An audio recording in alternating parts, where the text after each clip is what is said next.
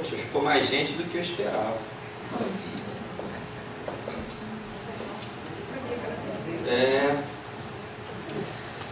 Quente.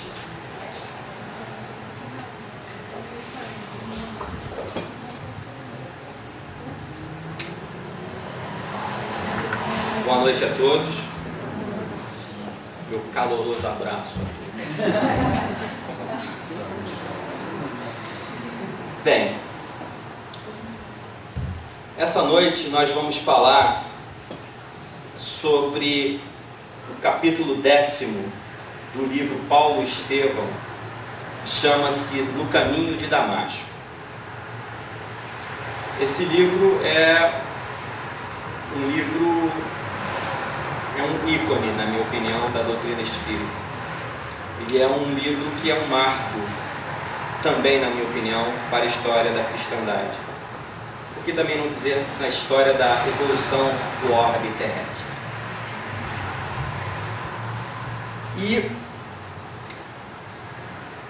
pensando, ponderando sobre como trazer esse tema, né, no caminho de Damasco, eu gosto de falar na estrada de Damasco, mas aí eu fui lá no livro e vi ipsis literis, no caminho de Damasco. Eu me lembrei de uma passagem, é incrível quando você está se preparando para uma palestra na Casa Espírita, como as inspirações vêm de várias formas diferentes.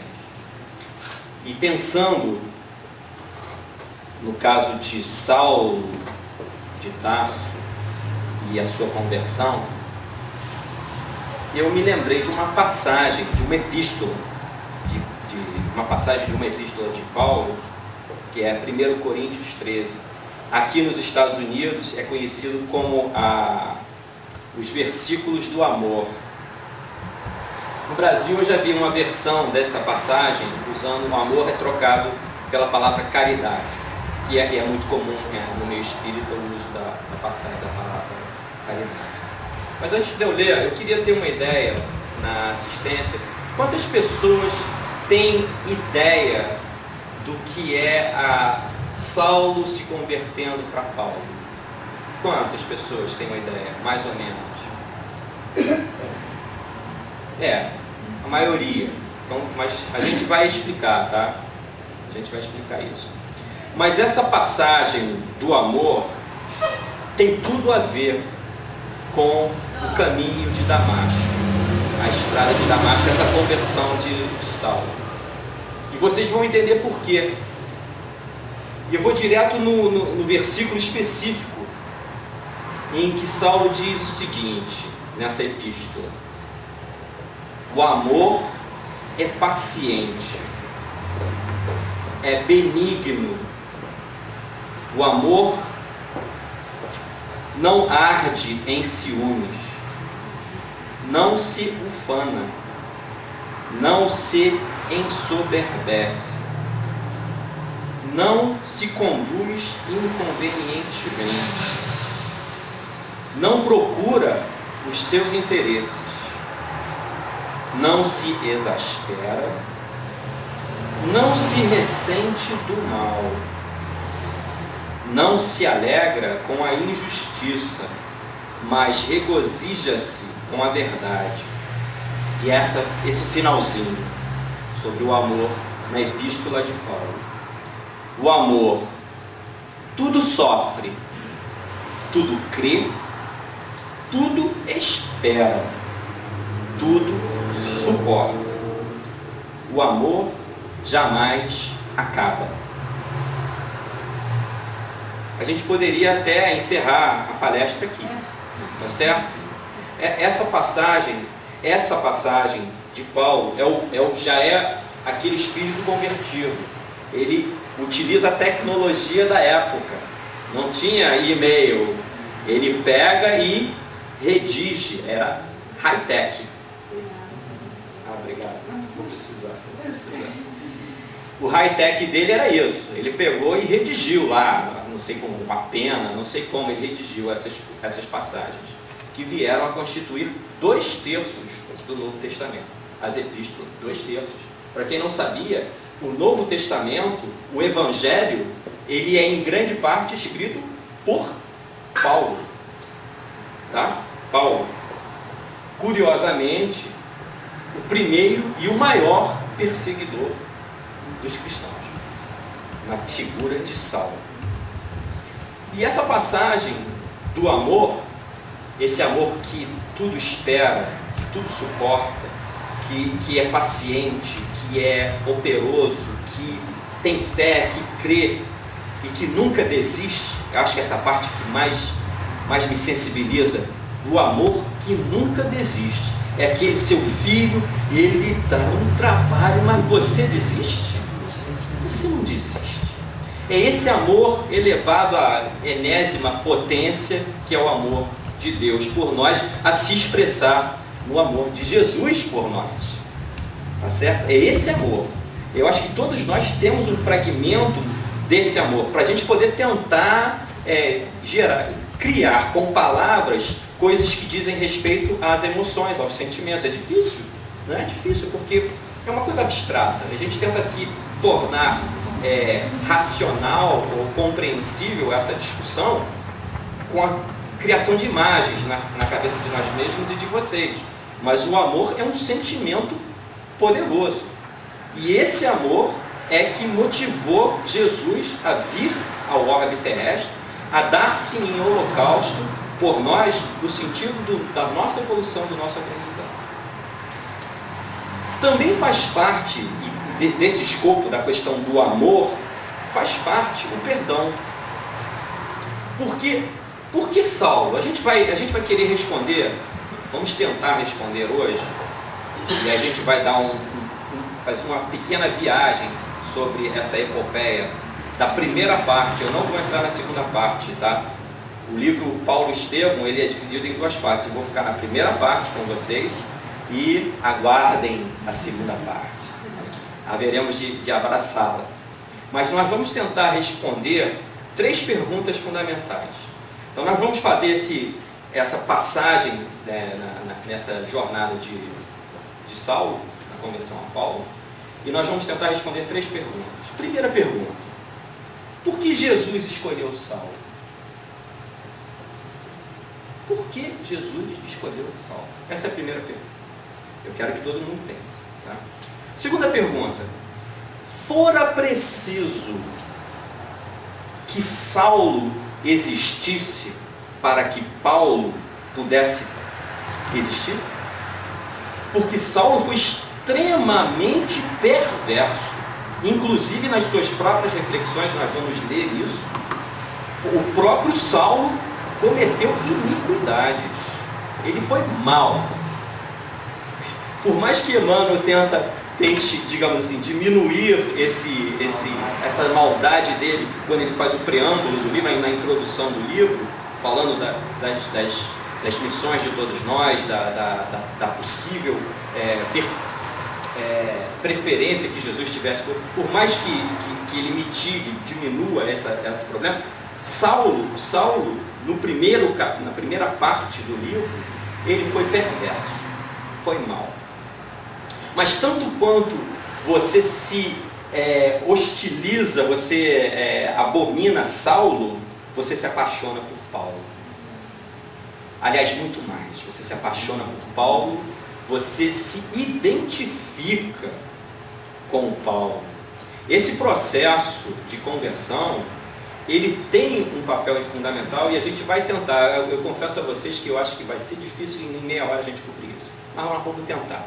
Talvez a gente estoure aí 5 minutos, se o calor deixar também.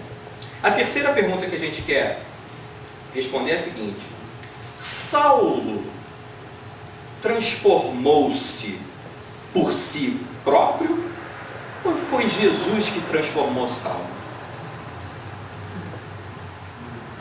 São 13 perguntas aparentemente muito simples, mas muito importantes. Inclusive essa terceira pergunta, para grande parte da cristandade, ela é ponto pacífico, ou seja, foi Jesus que transformou Saulo e ponto. Okay? Para nós espíritas, essa pergunta ela é uma pergunta muito profunda para a nossa reflexão. Para a cristandade, até hoje, até ontem, até o advento da doutrina espírita, era ponto pacífico. Jesus veio e transformou Saulo num abraço.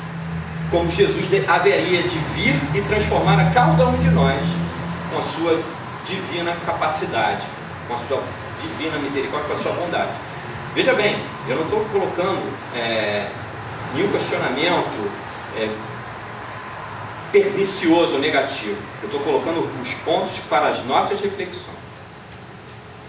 Então vamos voltar ao ano 34 da era cristã. Um pouco mais, Jesus já havia sido crucificado havia pouco mais de um ano. Esse ano de 34 nós temos então Israel, a Palestina, dominada politicamente por Roma, mas conseguiu manter a sua independência religiosa. E Jesus havia sido crucificado como um mistificador, como um revolucionário. E muita gente boa, naquela época, esperava que Jesus fosse o grande libertador do povo judeu, do jugo romano. E Jesus tinha uma proposta completamente diferente. Era uma proposta para a humanidade inteira, não tinha um escopo limitado e não vinha com guerras, com armas, com poder temporal. Era a libertação do homem da sua própria inferioridade. E muita gente não conseguiu compreender isso e Jesus foi levado à cruz. Então, passado um ano e pouco, os apóstolos, os seguidores de Jesus, estavam limitados a um trabalho na área da caridade. Eles atendiam aos mendigos, aos miseráveis, às pessoas que tinham sido deserdadas da vida, nas imediações de Jerusalém, transformada a casa de Pedro com esse mistério de atender a essa população. E pouco se fazia, havia obviamente essas pessoas todas, e não eram poucas pessoas, essas pessoas todas que se beneficiavam dessa caridade, desse amor que Jesus legou para a humanidade. Essas pessoas então ouviam as questões, os ensinamentos de Jesus, mas não havia aquele movimento de evangelização, de propagação do cristianismo nem entre os judeus e que dizer ainda entre os gentios, para o resto da humanidade. Então, eles eram chamados, os seguidores de Jesus eram chamados de seguidores do caminho. Então, na casa de Pedro, à porta, uma figura importante na história do cristianismo, chamava-se Gesiel. Gesiel havia se evadido das galeras romanas, era escravo, e eu não vou lhes contar a história toda, porque seria impossível, né, dar conta disso, mas eu posso, abreviando, Gesiel se evadiu das galeras através de um benfeitor e, agonizando entre a vida e a morte, chega na casa do caminho, onde Pedro o recebe. Pedro o recebe, dá entrada à casa, é tratado com caridade, é tratado como irmão. Gesiel já era aquela criatura brilhante, aquela pessoa ligada às coisas de Deus, uma pessoa extremamente bondosa, mas insciente da vinda do Cristo.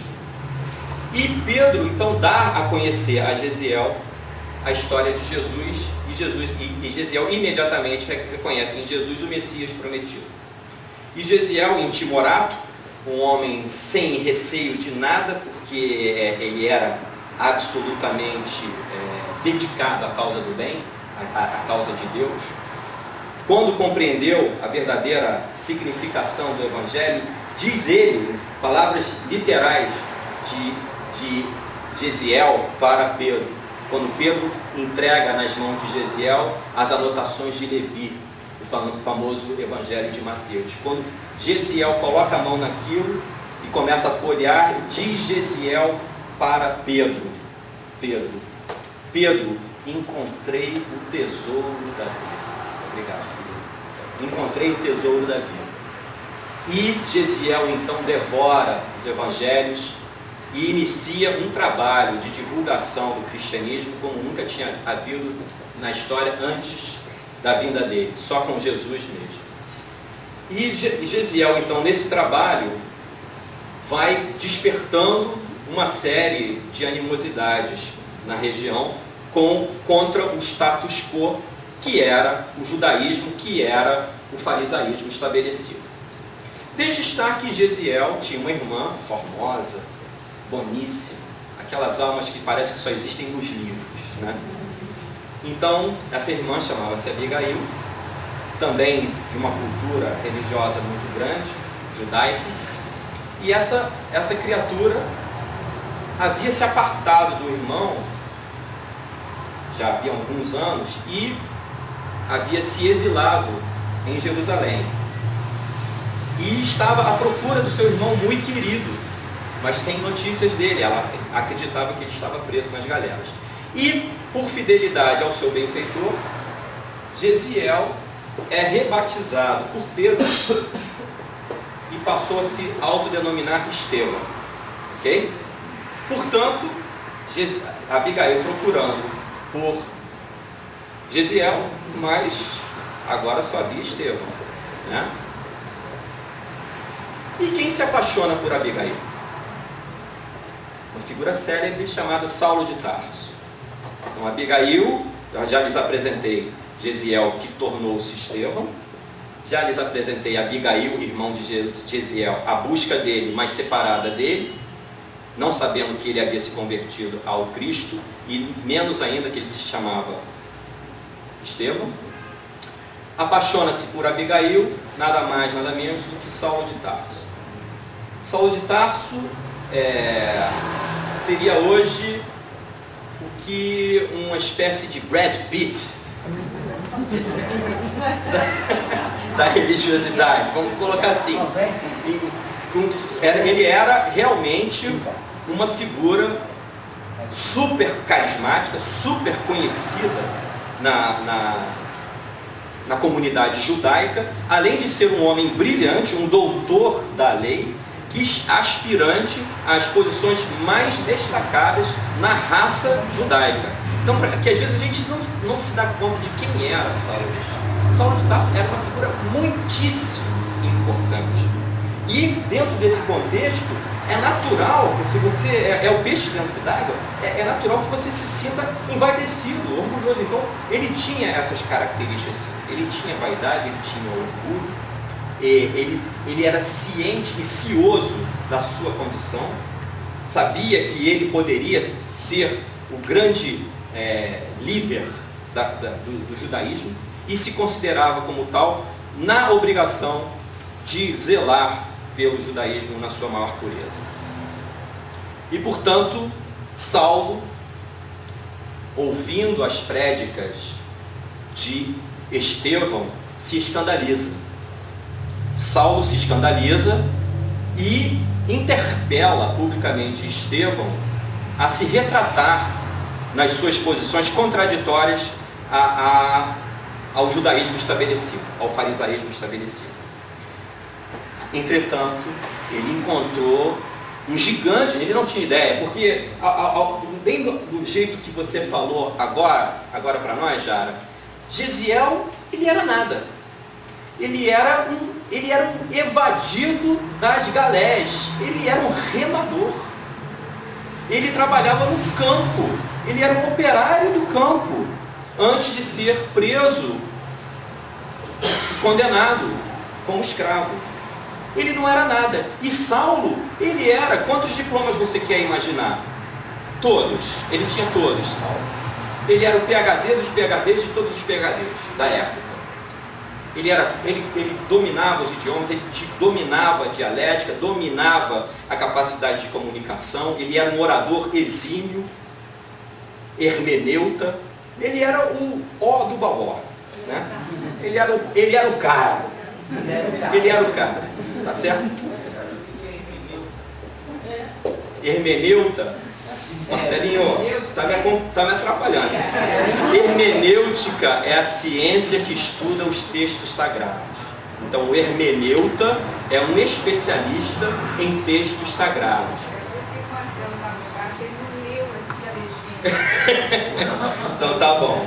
Então, ele era um especialista nos textos sagrados, um hermeneuta.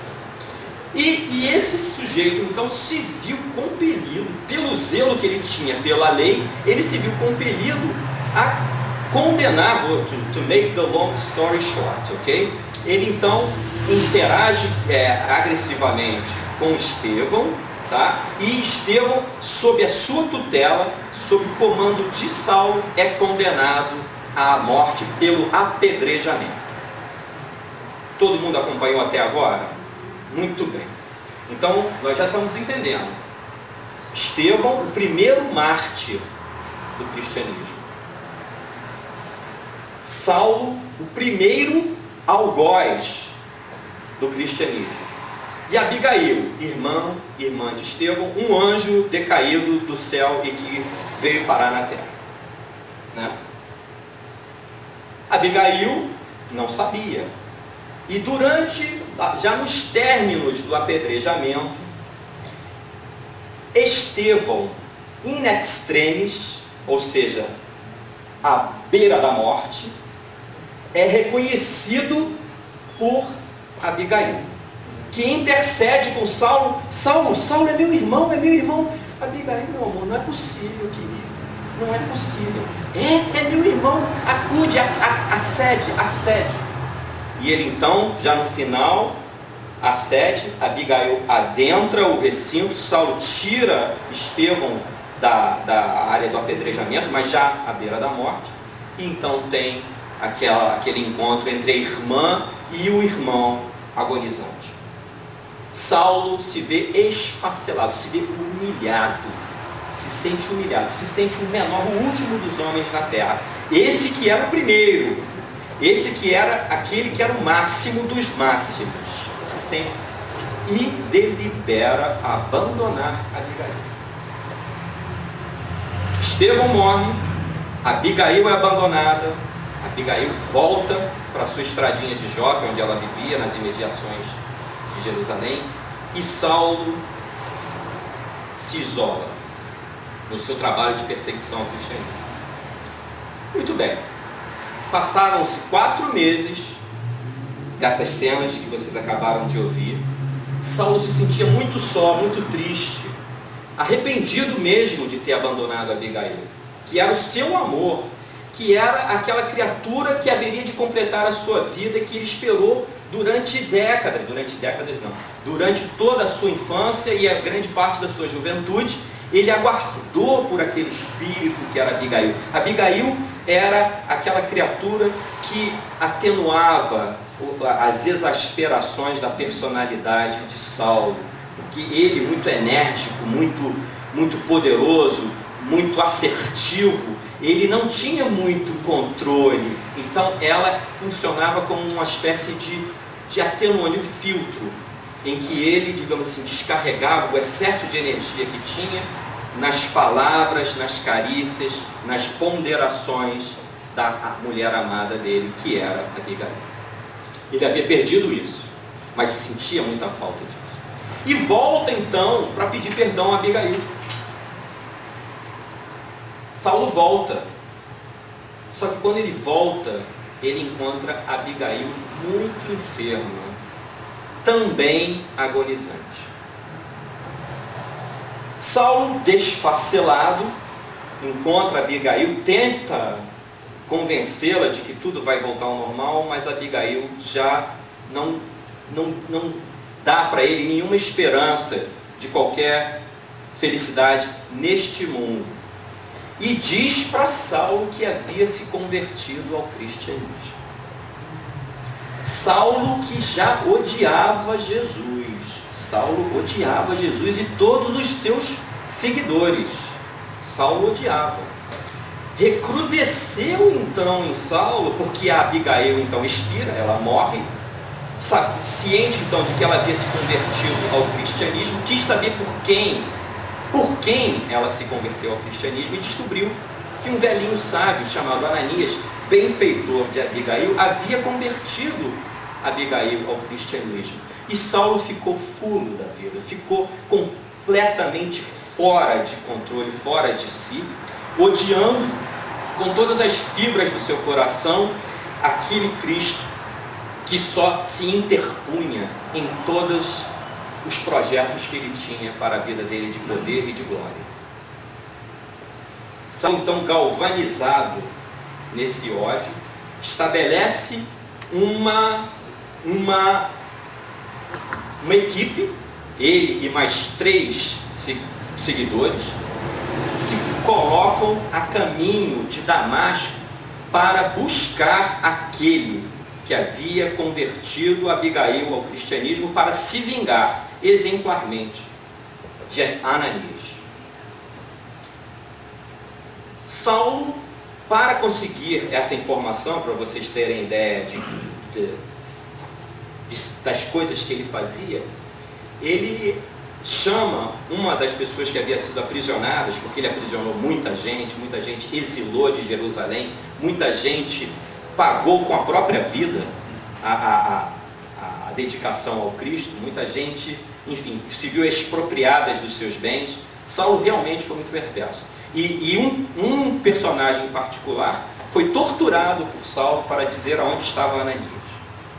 Para vocês terem ideia, né? Vocês terem ideia do que acontecia nessa primeira parte desse livro e como agia Saulo. Muito bem. A jornada começa. 4 homens, todos eles com seu camelo, sua indumentária, seus animais, caminhando no deserto, a caminho de Damasco.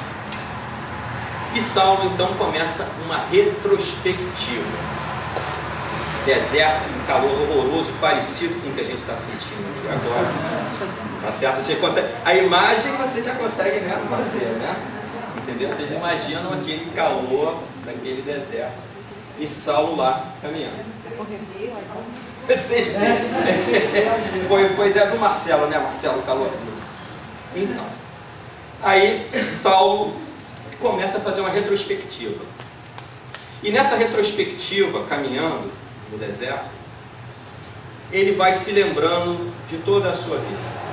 Como se fosse, sabe aqueles momentos de quase morte em que você tem num flash, toda a sua história passa na sua cabeça? Vocês conhecem essa história das experiências de quase morte, em que esses espíritos, essas criaturas, ou nós mesmos, quando estamos em vias de desencarnar, nós temos esse flash.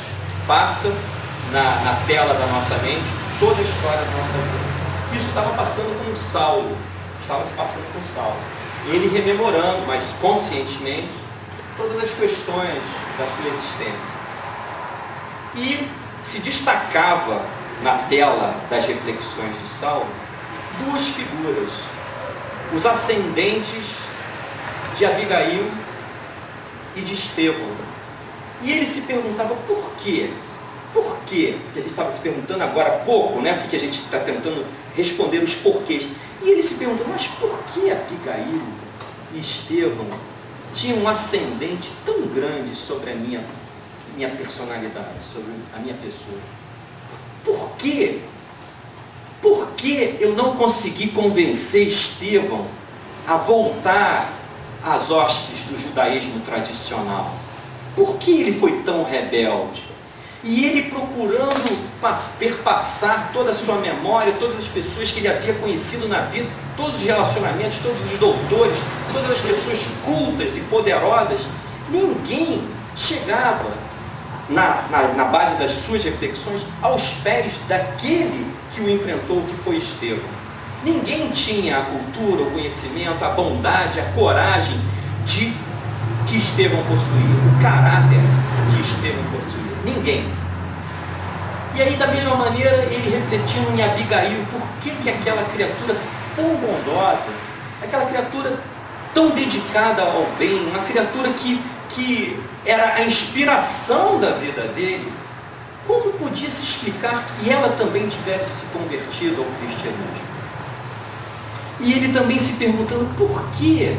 Por que dentro do conceito mosaico que ele tinha, por que esses destinos diferenciais, pessoas que são condenadas a situações vexatórias, a doenças incuráveis, a situações de extremo sofrimento, outras pessoas dotadas de poder, outras dotadas de muita riqueza, e a iniquidade que vigia na época, todas aquelas questões assoberbavam a mente de Estevão.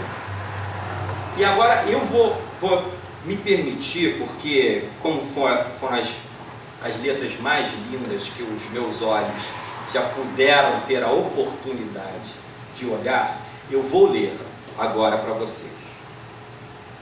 Já entenderam o contexto, né? Nós estamos então no capítulo 10º de Paulo e Estevão, a caminho de Damasco, e em dado instante, quando mal despertara das angustiosas cogitações, Saulo sente-se envolvido por luzes diferentes da tonalidade solar. Tem a impressão de que o ar se fende como uma cortina, sob pressão invisível e poderosa. Intimamente, considera-se presa de inesperada vertigem, após o esforço mental, persistente e doloroso. Quer voltar, pedir socorro dos companheiros, mas não os vê, apesar da possibilidade de solicitar auxílio. Jacó, Demétrio, socorram-me, grita desesperadamente Saulo. Mas a confusão dos sentidos lhe tira a noção de equilíbrio e tomba do animal ao desamparo, sobre a areia ardente. A visão, no entanto, parece dilatar-se ao infinito. Outra luz lhe banha os olhos deslumbrados. E no caminho que a atmosfera rasgada, e no caminho, essa atmosfera rasgou, e no caminho dessa atmosfera rasgada, que essa atmosfera lhe desvenda, Saulo vê surgir a figura de um homem de majestática beleza, dando-lhe a impressão de que descia do céu ao seu encontro. Sua túnica, sua vestimenta, era feita de pontos luminosos. Os cabelos tocavam-lhe os ombros à Nazarena. Os olhos magnéticos, emanados de simpatia e de amor, iluminando a fisionomia grave e terna, onde pairava uma divina tristeza. O doutor de Tarso contemplava-o com espanto profundo. E foi quando, com uma inflexão de voz inesquecível, o desconhecido se fez ouvir: Saulo, Saulo, por que me persegues?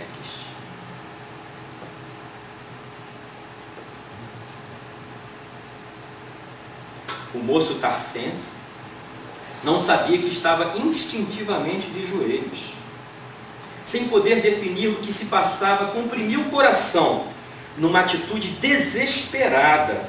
Incoercível sentimento de veneração apossou-se inteiramente dele.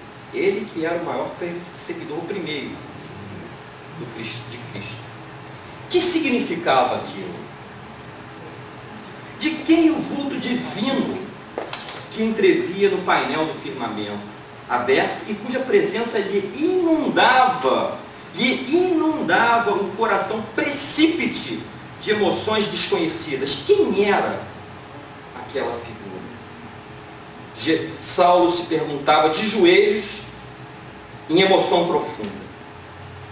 E pergunta então: quem sois vós, Senhor? Aureolado de uma luz balsâmica e num tom de inconcebível doçura, o Senhor respondeu: eu sou Jesus.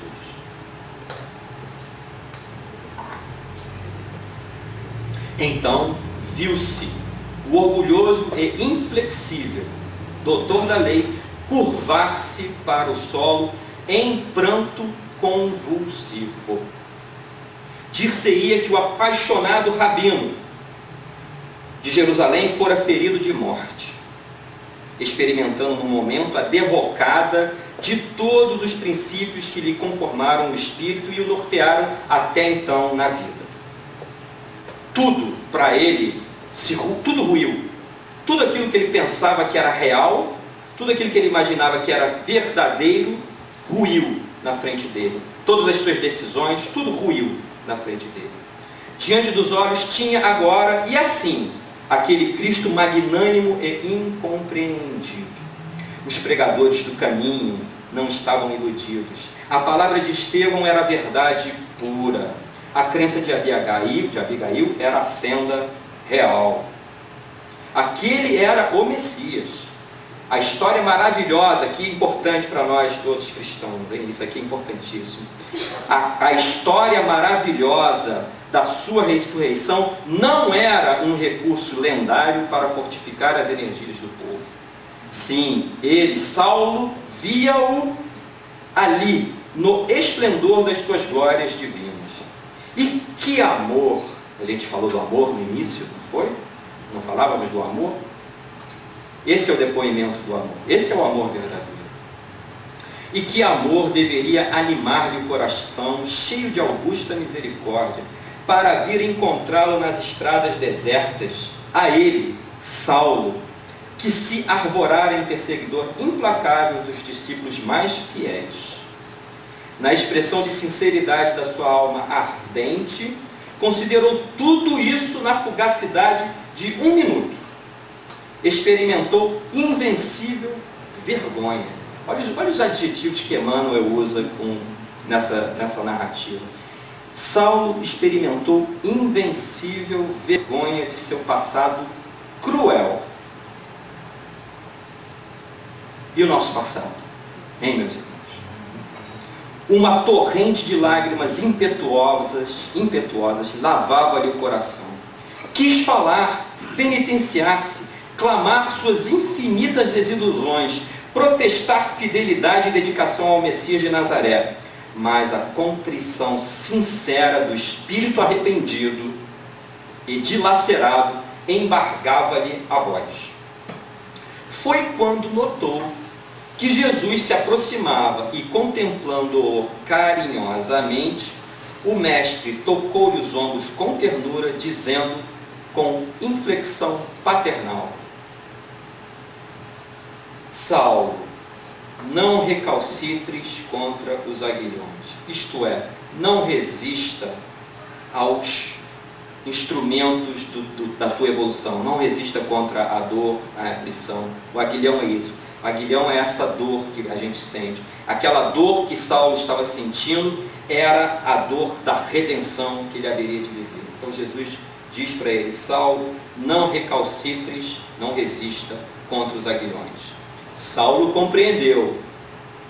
Sabe aquela conversa de palavras inarticuladas? É isso. É quando as coisas todas, o contexto fala muito mais do que as palavras.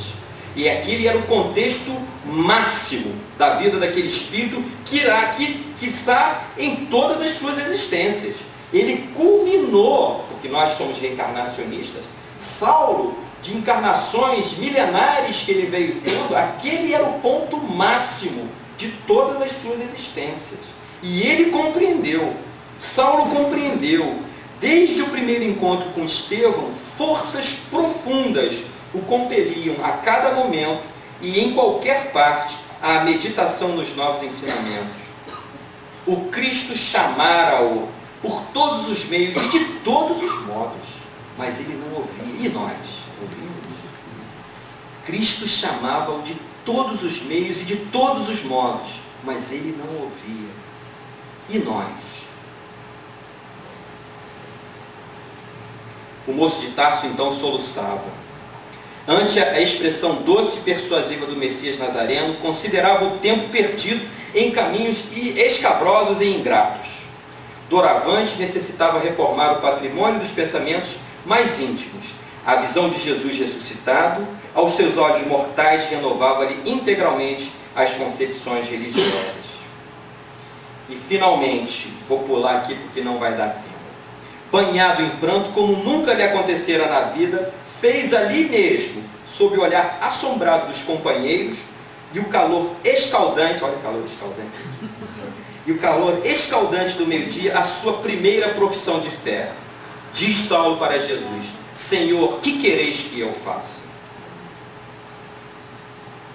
Aquela alma resoluta, mesmo no transe de uma capitulação incondicional, humilhada e ferida, em seus princípios mais estimáveis, dava mostra da sua nobreza e lealdade. Encontrando a revelação maior em face do amor que Jesus lhe demonstrava solícito, Saulo de Tarso não escolhe tarefas para servi-lo, na renovação de seus esforços de homem, entregando-se-lhe de alma e corpo como se fora ínfimo servo, interroga com humildade o que desejava o mestre da sua cooperação. E Jesus então responde: levanta-te, Saulo, entra na cidade e lá te será dito o que te convém fazer. Isso daqui, nesse livro, muito mais rico do que eu posso nem de longe tentar expressar para vocês, mas aqui, quem não tem, leia, vai ficar apaixonado. Mas vamos então agora refletir nas 3 perguntas, tá? Temos 5 minutos para responder 3 perguntas. Por que Jesus escolheu Saulo?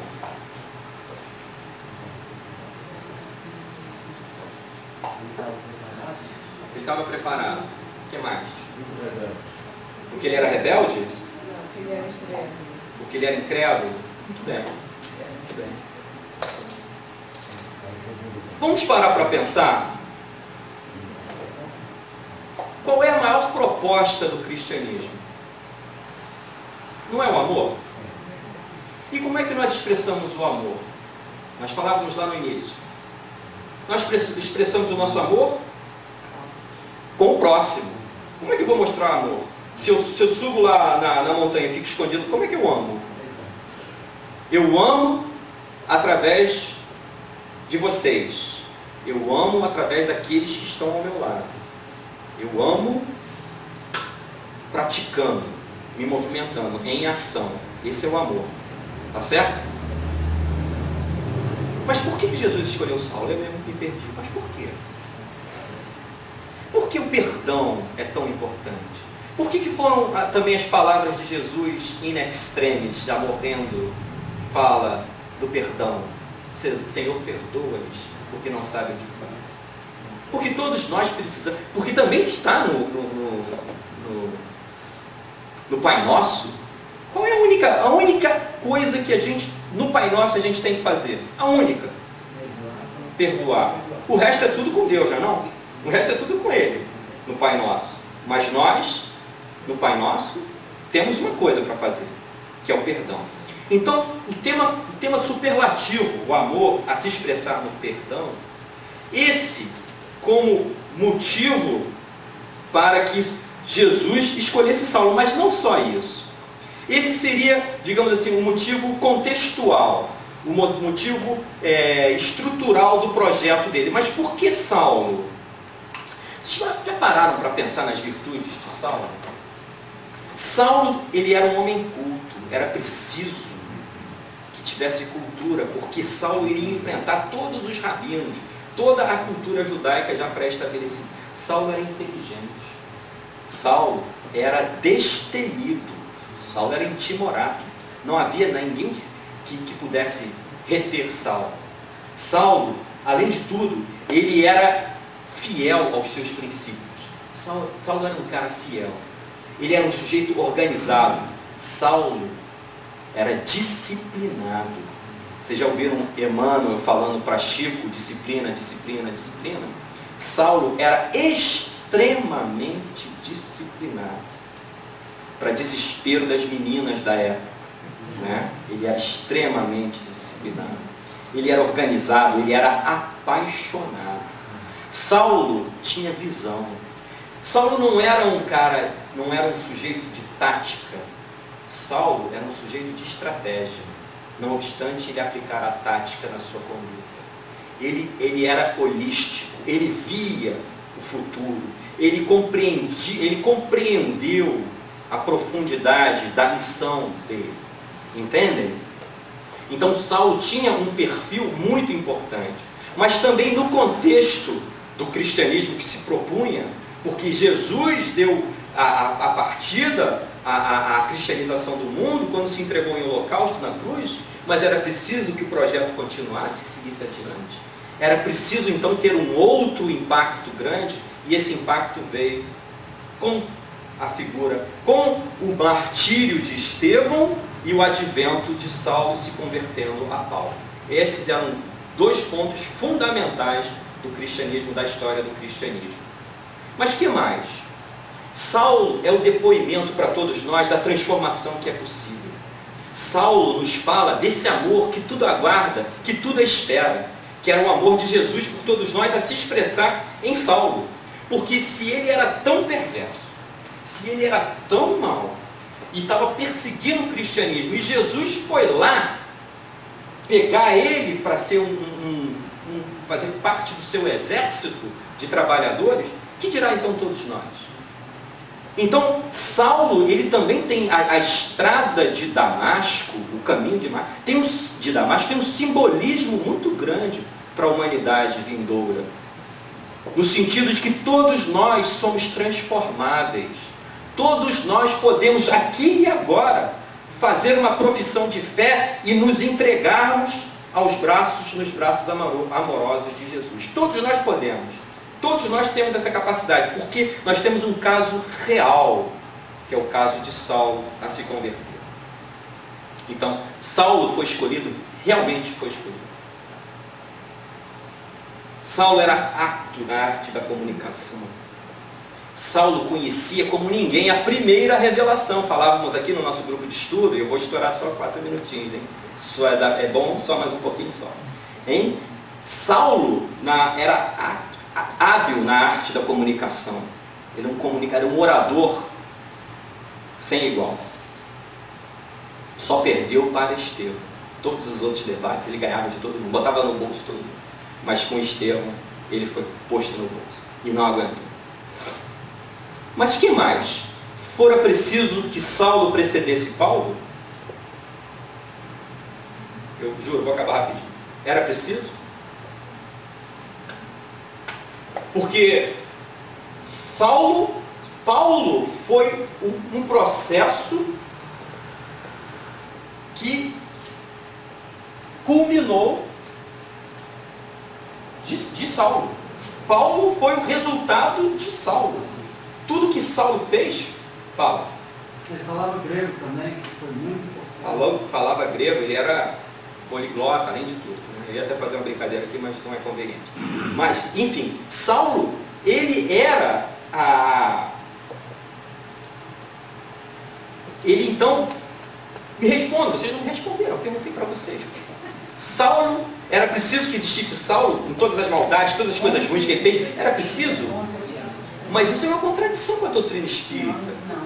Porque então vocês estão dizendo aí, assistência, que para que o mal exista, para que o bem exista, era preciso que o mal precedesse?